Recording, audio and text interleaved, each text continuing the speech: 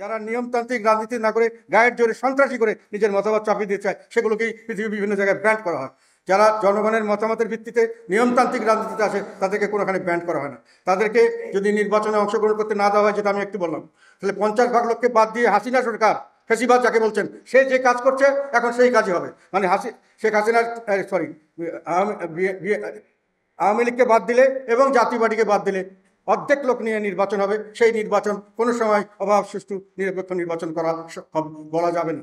আর এটা আমাদের পরিষ্কার কথা। প্রতিটি রাজনৈতিক দল, যেগুলো বৈধ রাজনৈতিক দল, তাদেরকে সঠিকভাবে নির্বাচন করার সুযোগ দিতে হবে। আর উত্তরপাড়া এ পর্যন্ত এখানে রাজনীতিতে কোনো রকম অংশগ্রহণ করেছে এটা আমাদের জানা নেই। তবে এখন পর্যন্ত আমাদের বিপদ আপদ জারি হয়েছে নাগরিকদের, সেটা পুলিশ যেখানে অকার্যকর হয়ে গেছে, সেনাবাহিনী যেখানে গেছে, সেখানে আমরা কিছুটা হলো রিলিফ পেয়েছি। এখন পর্যন্ত মানুষের ভরসা হলো বিপদ হলে যদি কেউ না দেখে, সেনাবাহিনী হয়তো দেখতে পারে, তারাও সবসময় সাকসেসফুলি পারে নাই। কাজে তাদেরকে এখানে ডিস্টার্ব করা, তাদের সম্পর্কে কোনো রকম কথা বলা আমি মনে করি জনস্বার্থের অনুকূলে নয়। এবং এই যে বলছেন সব প্রতিযোগী কমিয়ে দেওয়ার যে রাজনীতি, এই রাজনীতি কখনোই সফল হবে না। এটা তারা চেষ্টা করতে পারে, শেখ হাসিনা চেষ্টা করেছে, পারেন নাই। আমার মনে হয় না তারা পারবেন। তারা চেষ্টা করে দেখতে পারেন।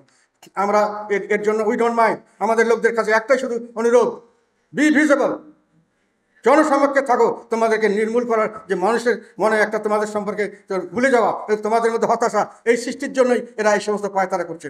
এইসব পায়তারার সঙ্গে আমরা যথেষ্টভাবে আমরা ওয়াকিবহাল আছি এবং এইসব পায়তারা মোকাবেলা আমরা জীবন দিয়ে হলো করবো। যেখানে আমাদেরকে বাধা দেবে সেখানেই প্রতিরোধ করা হবে, জীবন দিয়ে। শুধু একটা কথা শেষে বলে যাই, যেটার জন্য আমাকে ঢাকার থেকে একজন আজকে বলছে যে উনি কতটুকু রিলায়েবল জানি না, যে আপনি ঢাকা গেলে আপনাকে অ্যারেস্ট করা হবে। আপনি বরং রংপুরে থাকেন, রংপুরের লোক আর সামনে আপনাকে অ্যারেস্ট করতে সরকার সাহস করবেন। এটাতে আমি আমার অন্তর থেকে এই জিনিসটাকে আমি অত্যন্ত সুন্দরভাবে গ্রহণ করেছি। আমি অ্যারেস্ট হওয়ার জন্য ভয় করি না। এবং আমার কাছে এটাই ভালো লেগেছে, রংপুরের লোক সবসময় সত্যের পথে থাকে। ওরা গতানুগতিক ধারায়, মানে গড্ডালিকা প্রভাবে গা বাঁচিয়ে দেয় না, সত্যের পথে দাঁড়ায়। সেটা তারা দেখেছে এরশাদ সাহেবের সময় আন্দোলন, যখন 91-এর পরে যখন এরশাদ সাহেবকে নিয়ে আন্দোলন করা, রংপুরের লোক সারা দেশ একদিকে, রংপুরের লোক আরেক দিকে গিয়ে এরশাদ সাহেবকে রক্ষা করেছে। একই সঙ্গে আমি এটাও বলতে চাই, আমাদের এই রংপুর এইসব এলাকার মানুষের একটা ইতিহাস আছে, যেটা নুরুল দিনের ইতিহাস। সেখানে একজন কৃষক, তাকে যখন ইংরেজরা সবাইকে ঘুষ দিয়ে হোক, যেভাবে হোক, তাদেরকে ম্যানেজ করে দালালি করতেছিল সবাই, তখন রংপুরের এই নুরুল দিন এই তার লোকজন নিয়ে রুখে দাঁড়িয়েছিল, এই শুধু বাঁশের লাঠি নিয়ে এই বন্দুক, ইংরেজদের গুলি এবং কামানের বিপক্ষে।